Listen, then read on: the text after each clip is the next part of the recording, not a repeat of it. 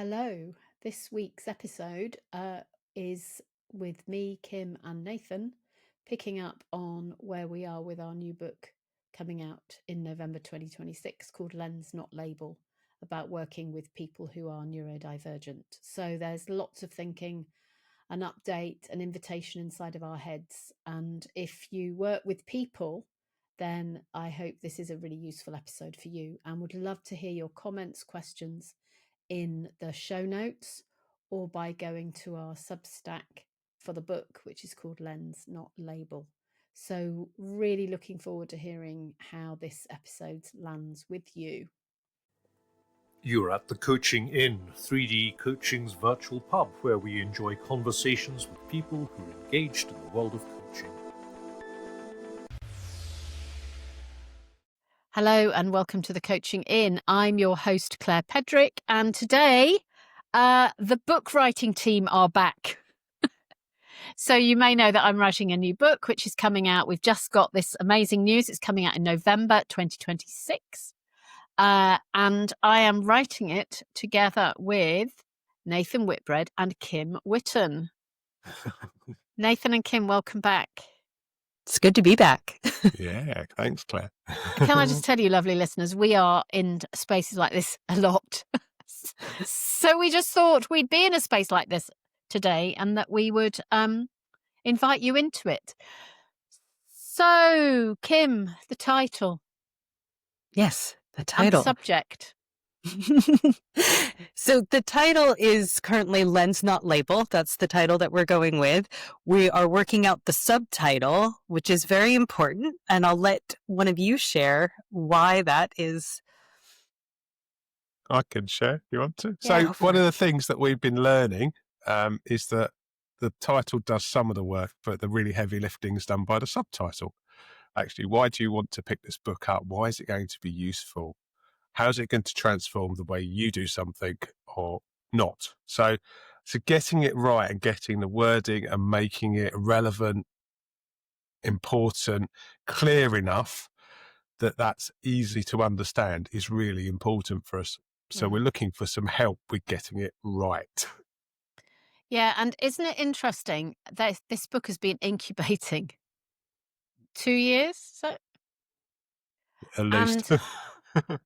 so it's about working with people who are neurodivergent, lovely listeners, and which we hope you understood from the title of this episode, because we're trying to get good at titles.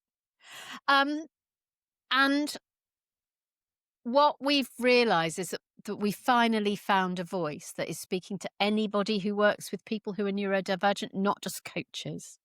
So before we talk about possible subtitles and invite our listeners into the chaos that is our creative minds,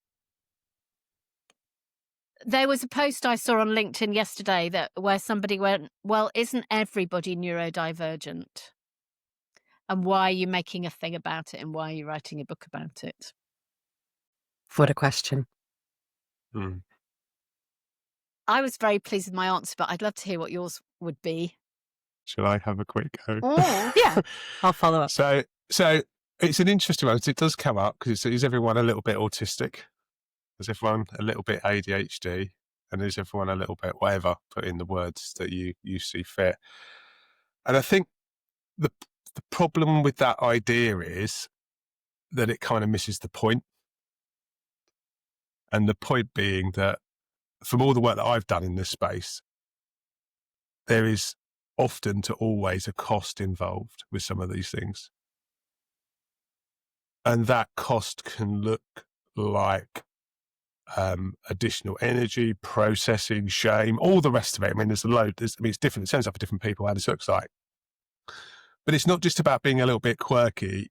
That quirkiness or that perceived quirkiness often comes from a space of, I don't understand. I'm finding it really hard to manage. I'm finding it really hard to be in this environment. And I'm having to do loads of extra things to try and get good enough to kind of be, even if that good enough to be isn't still good enough. And you get into this, you get to this whole thing. So I would always argue, I think we're all neurodiverse, i.e. we all think differently. We all come from different spaces. But to be neurodivergent or neurospicy or whatever term you want to use, you're generally talking about a bit more different. And I would always argue there's generally a cost involved in terms of what that means for you personally. And that could look like, for example, when I finish work, I lie down on the sofa and I don't get up again for 4 hours because I'm so exhausted from operating. Thank you, Nathan, for describing my evening every day. You've just outed me. Oh, sorry, I didn't mean to. There was no particular example used there. And then after 4 hours, I go to bed. So, yeah, welcome to my life. I love what you said about cost, because those neurodivergent supervision groups that I run for coaches who are neurodivergent, some people have said to me, I don't have a diagnosis. And I say, well, let's have a chat. And when we have a chat, I'm noticing the cost. And it's really, it comes very quickly, actually, when you start talking, I think, or it doesn't.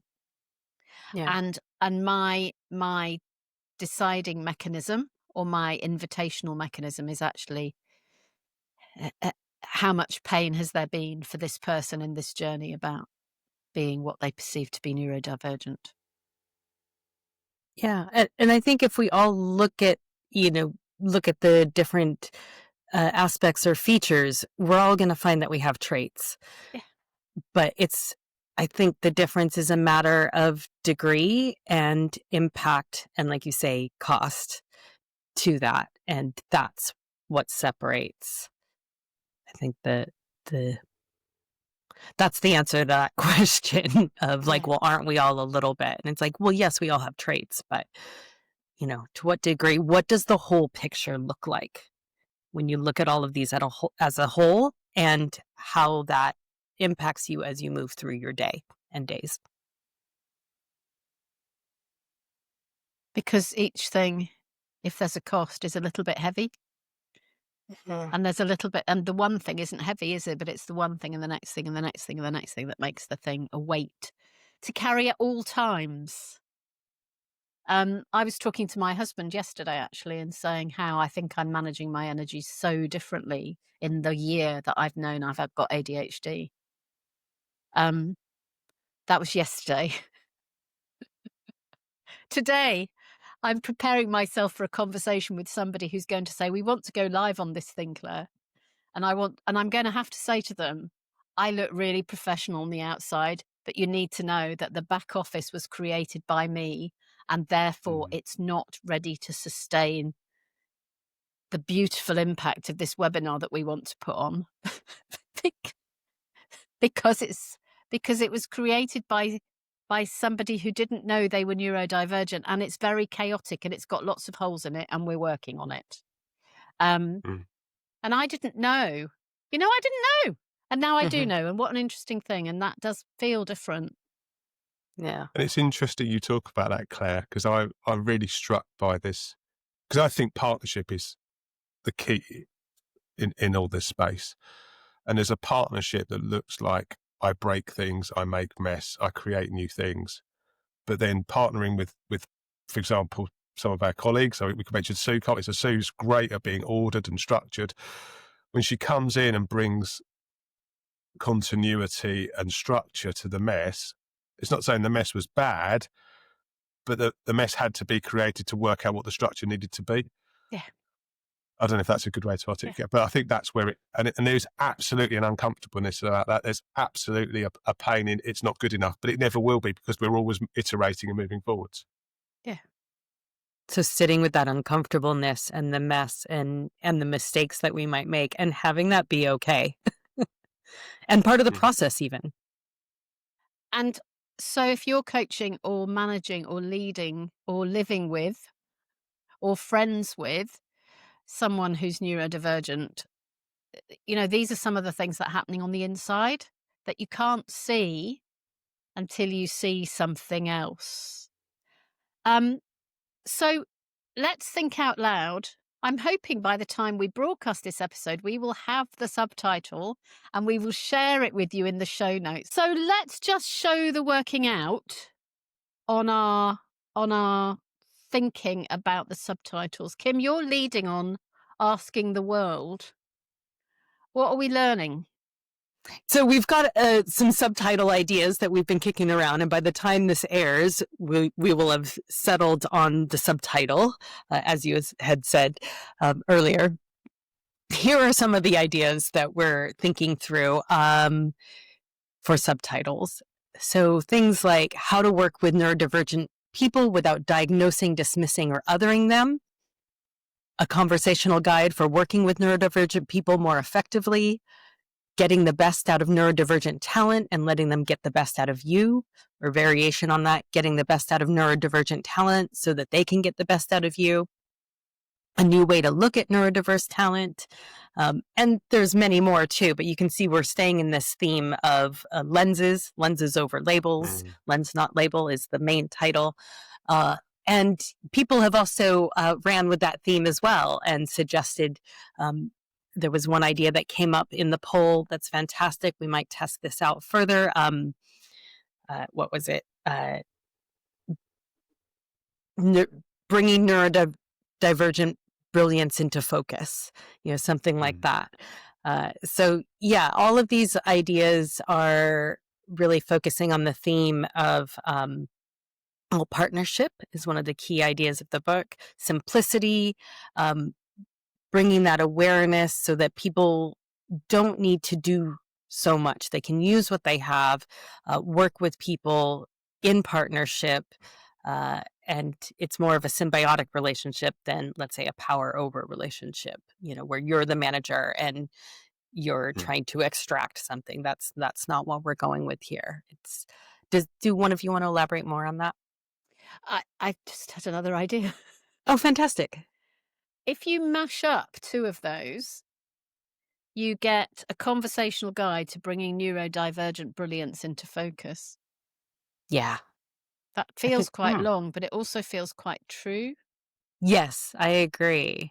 And that conversational guide is a key piece, right? That this isn't an instruction manual. This isn't a, what are the other things? My mind's going blank, but it's more conversational in what it does and how we're offering it. Yeah, because it's a conversation about how to have conversations, but it's not a blueprint you're going to stick down and go, I need to turn to page 53 for this conversation. It's a way of being. I think that's the really important thing that we want to do here is we have never met the person that you're going to be talking to.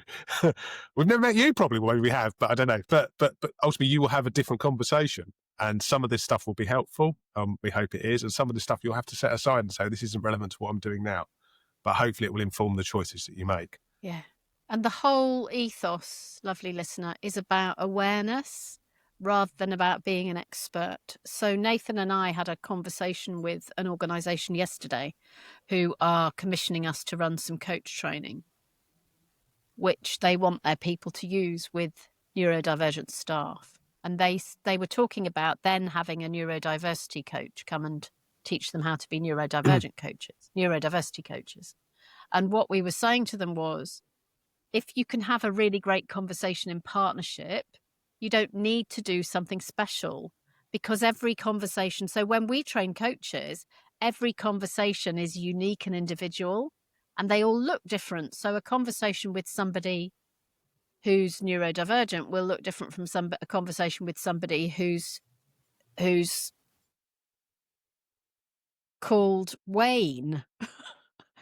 Because obviously there's no one in the world called Wayne who's neurodivergent. Which just will like look the different from a conversation with somebody who lives in Australia, which will look different from a conversation with somebody who lives in London, because and then everybody's got intersections, but everybody's different. So it's really pushing the philosophy that everybody is different, and that there's something about confidently and in partnership having a really good conversation with somebody, and not making the neurodivergent thing be a big thing that paralyzes us and makes us go, oh, you need a specialist for this.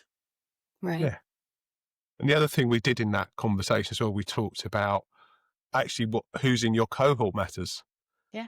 Because if you're going to do loads of work together in terms of practice, and we know that there's something like 20% of the UK workforce, at least, if not more in some sectors, are, have neurodivergent traits, then we're going to be going live. And if you can do that in a safe space where you've already done the practice,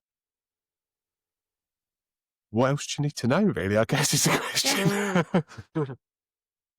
So context matters. People are all different from each other.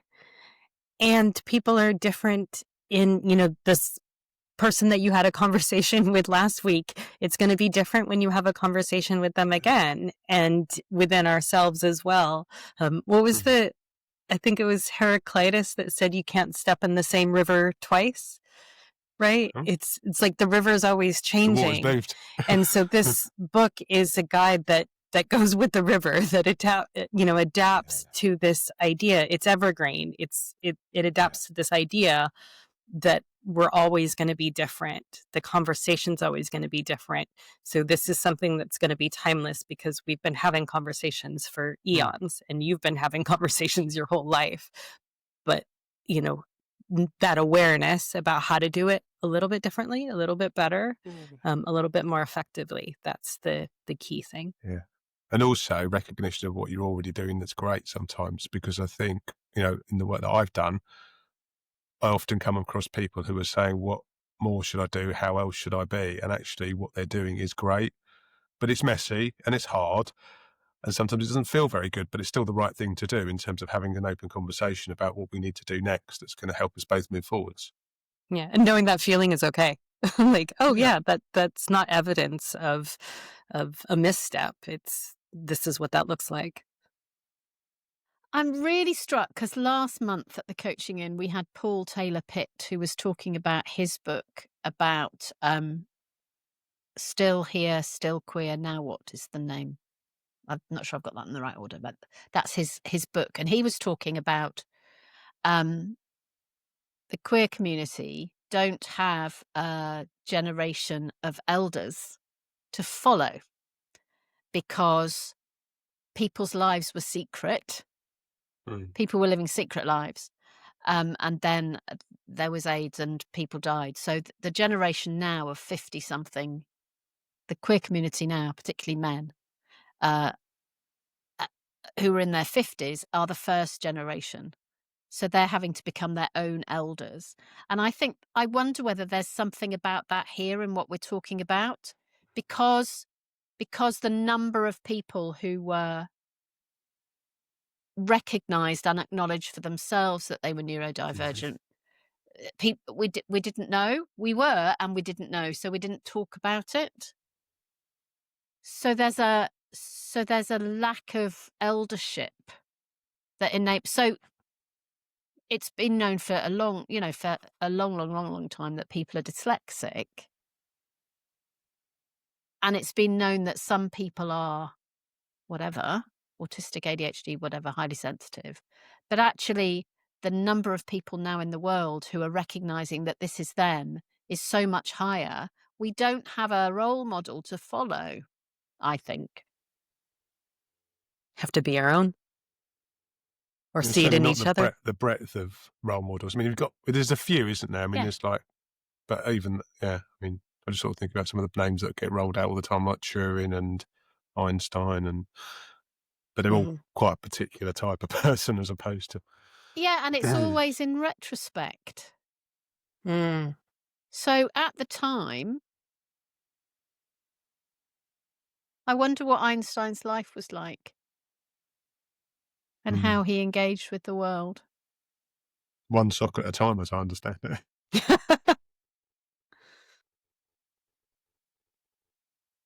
So interesting, isn't it? Yeah. So what else are we thinking about our subtitle? Somebody pointed out that there was some labeling going on in some of the subtitle options that we offered, which I thought was interesting and probably true, and got me thinking about how we might look at this differently. And because I think it's one of the things that's key for us is to demonstrate what we mean by how we do it.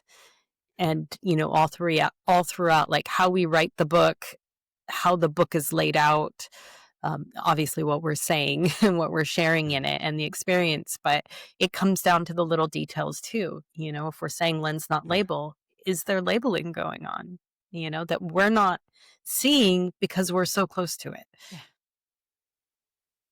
Yes, And it's interesting you say that, Kim. neuro something needs to be in the subtitle or nobody's going to know what it's about. So it's tricky, isn't it?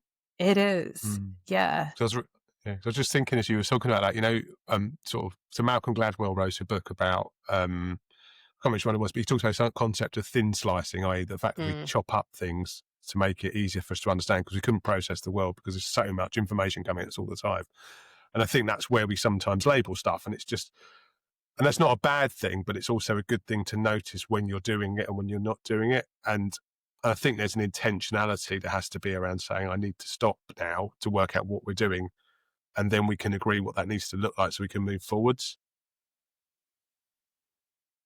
I think you've made a really good point there too about like labels are useful. They can be useful up to a point. Maybe they're useful till they're not. And we're not saying don't have labels, or don't use labels, but, being aware of when might it be useful to go with the label metaphor and switch it to lens or something else. It's like any model, any metaphor, all of them are useful up to a point. All of them, are wrong. Yeah, absolutely. And we were talking about spoons, weren't we, the other day? Sorry, I know it's too tangential, but, Kim brought up this brilliant article that really said, well, actually, is spoon theory okay? Because does it actually just turn a real issue around energy management into something that now in a lovely little box that says, lovely to meet you today, Kim. I know you've got 5 spoons and you've obviously used 2 of them, so I guess you're okay to do what we want to do now. Tell us about spoon theory, Nathan.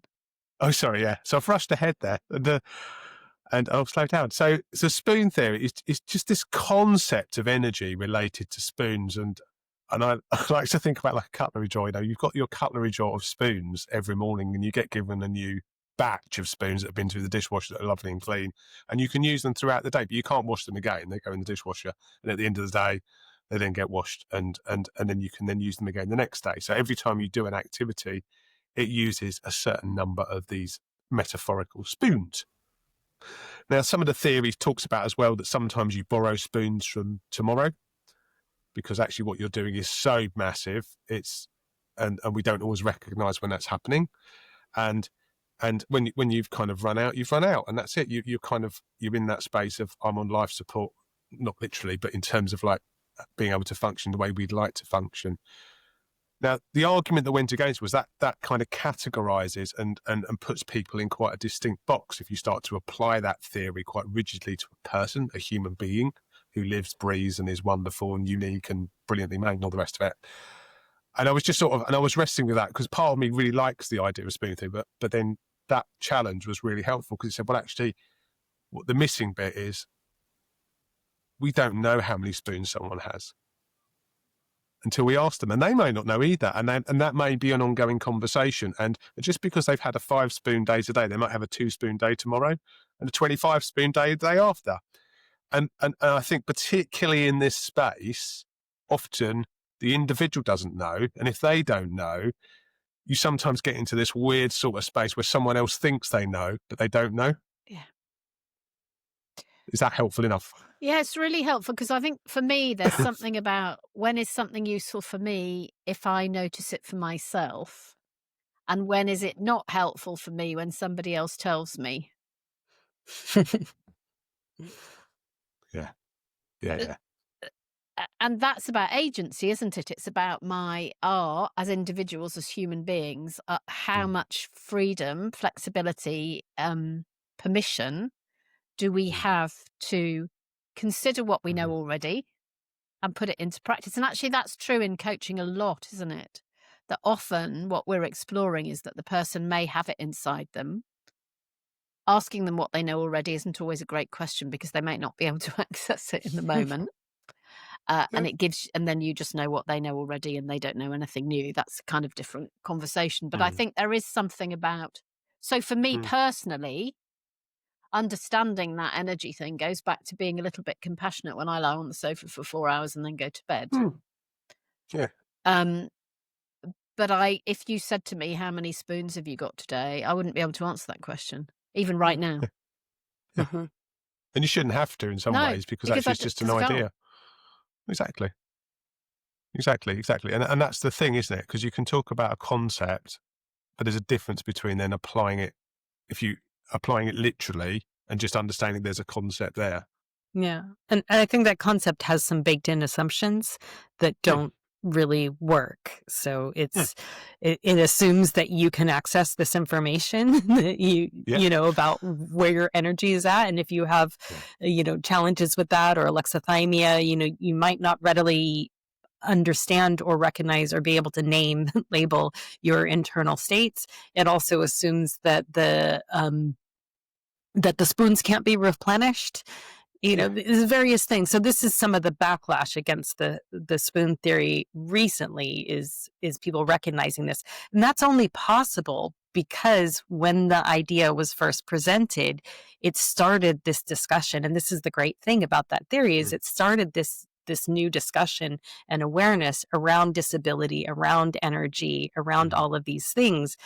And because that discussion was started as a result of the theory, we've evolved it to this point. Now we're like, it has all these limitations and problems.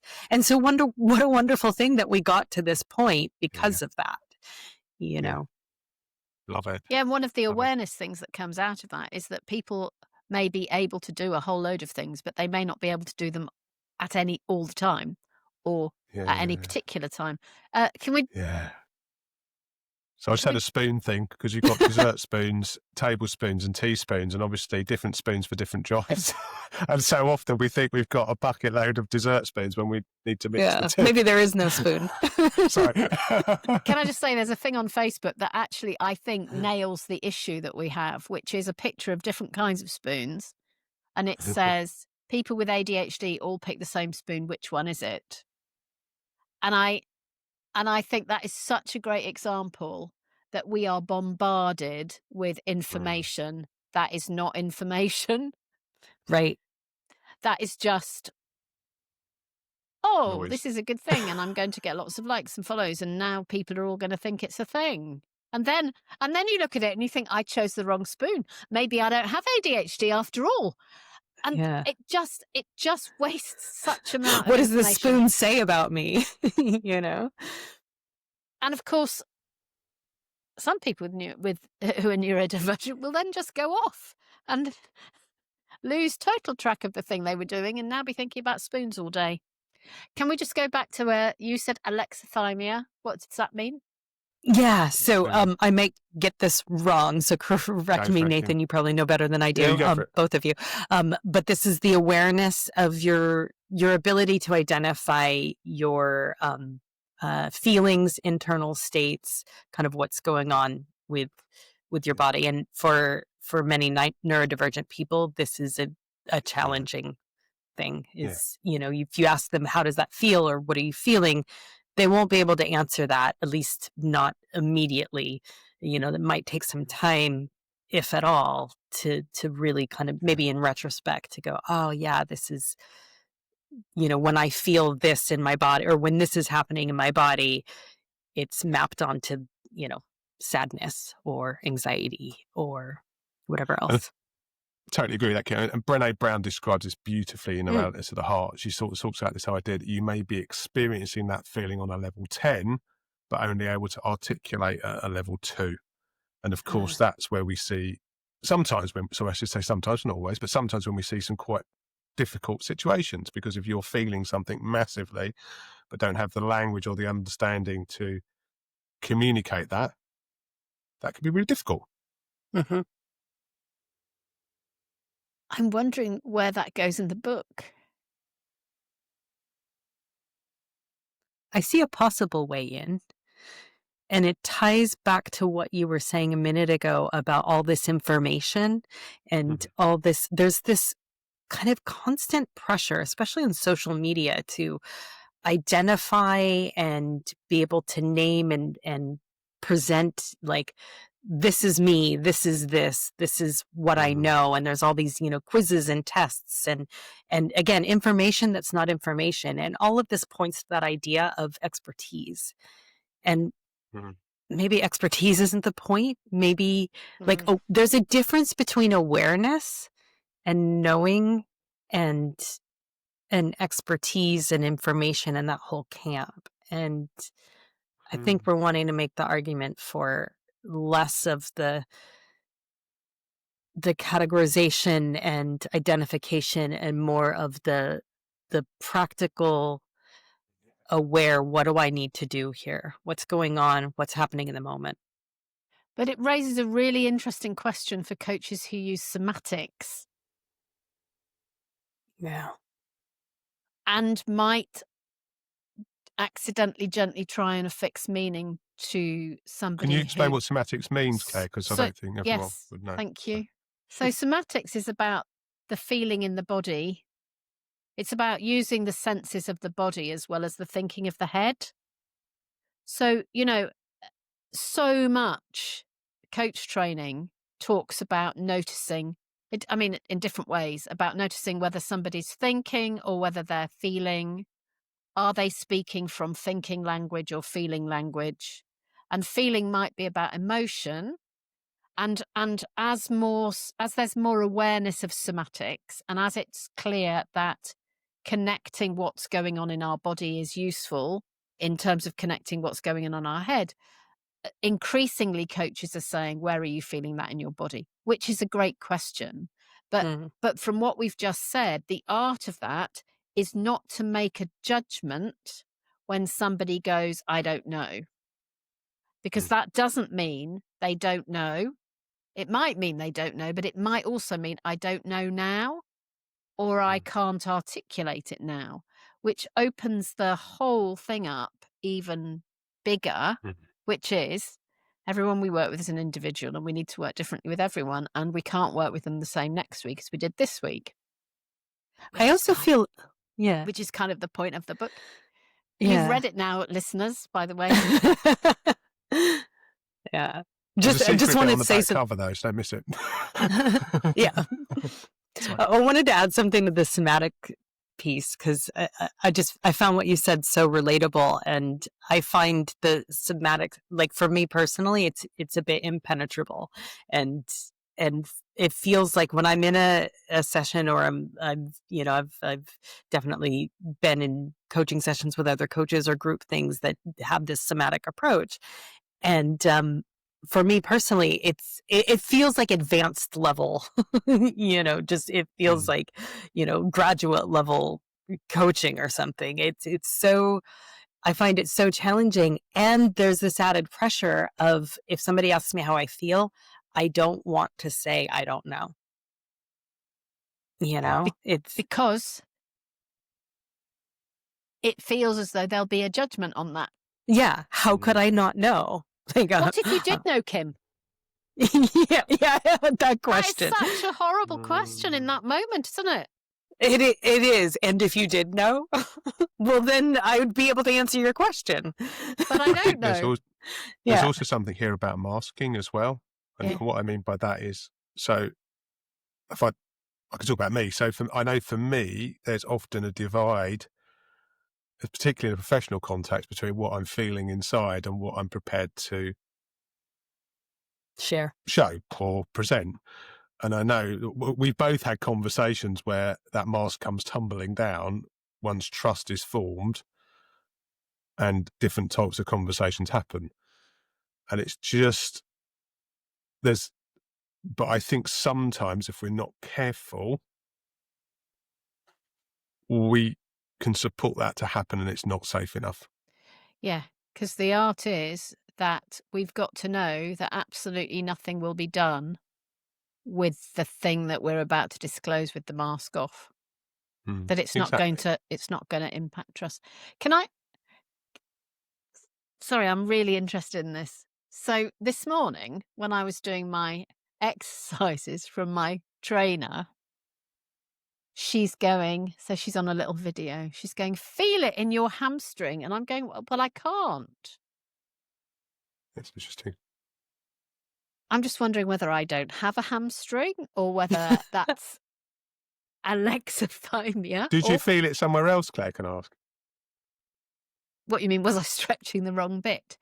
No, not the wrong bit, because, and the reason why I go with this is because, so I've been doing some gymnastics for a while, and I get to hang out with some incredibly flexible, fit people, and they do these stretches. They That's go, not me.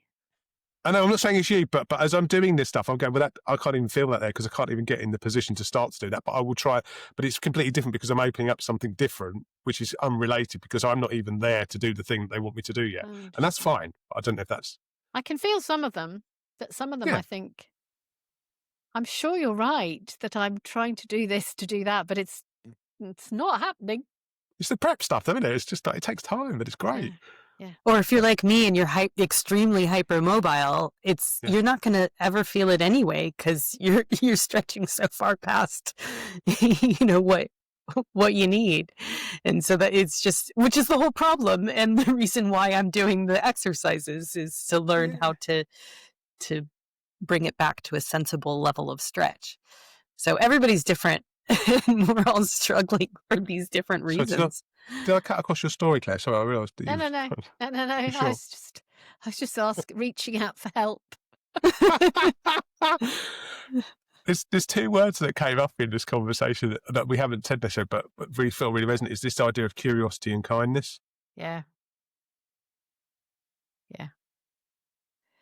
And there's also, I have a whole page of notes, so I'm about to batten down the hatches for another whole week's writing in my cupboard. Nobody come in. The writing cupboard. Nobody give me any new ideas, Nathan. It's fun. We're going dark, aren't we? I'm going underground with my laptop. And I've just got a whole load of other things of lenses, actually, to look at some stuff through, which is a really useful thing. Lovely listeners, one of the challenges about this book, I think, is that there are so many things we could put in, and we're trying to make it readable and useful, and also recognise that there's a boundary. There are some principles that are useful, which you'll find in the book. So as we're coming to the end of our conversation, I've had an idea of what will motivate people to look in the show notes. Look in the show notes to find the subtitle we have chosen. That probably means you can pre-order the book now. If you can, we'll put the link there. As soon as it's available for pre-order, we'll put the link in the show notes to this episode, because you may be listening to it 6 months, a year, 5 years after we've recorded it, which is a lovely thing. If you're listening to this in 5 years' time, in 2030, just know that we've learned a lot since we recorded this episode. So find out where we are now by chasing us on some kind of social media or websites and things, and then you'll discover what we think now that we didn't think when we recorded it today. And ask us about spoons and what we think about spoons, because I'm sure that will evolve by then. We would check out the subtitle in the show notes and send us an email.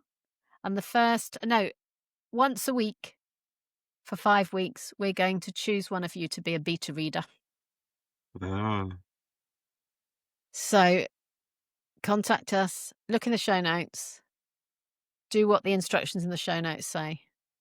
And once a week for the next 5 weeks, we're going to choose one of you to be a beta reader, and we'll put you in our beta reader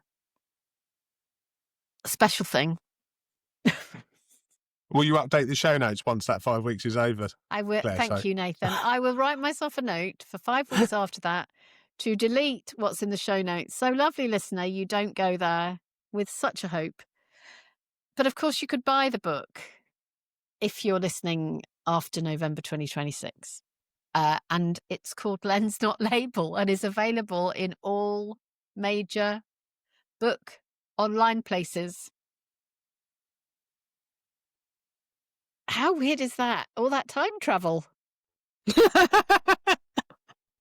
I need to go lie down on the couch for 4 hours. I know, Something with Doctor Who. we've just gone to 2030, now about 2025. So we need to wrap this up, Nathan and Kim and lovely listener, because this is what our writing meetings are like, which is probably why, lovely listener, you get a little bit of a sense why it's taken us so long to quite get ourselves in gear. But we are now in gear.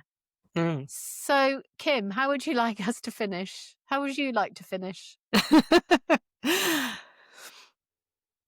Oh, I'd love to offer a question or a prompt to the readers, to listeners and readers, future readers, to think about. I don't know what that is, though. Let's talk to Nathan and maybe you'll work it out. Nathan, what is your ending thing? What's that ending? Oh, I just wanted to encourage you that this type of conversation is something you can have with other people you know. And actually, one thing we've learnt about writing this book is that we are different yet similar. We're passionately committed to trying to do something together. We've done it with curiosity and kindness.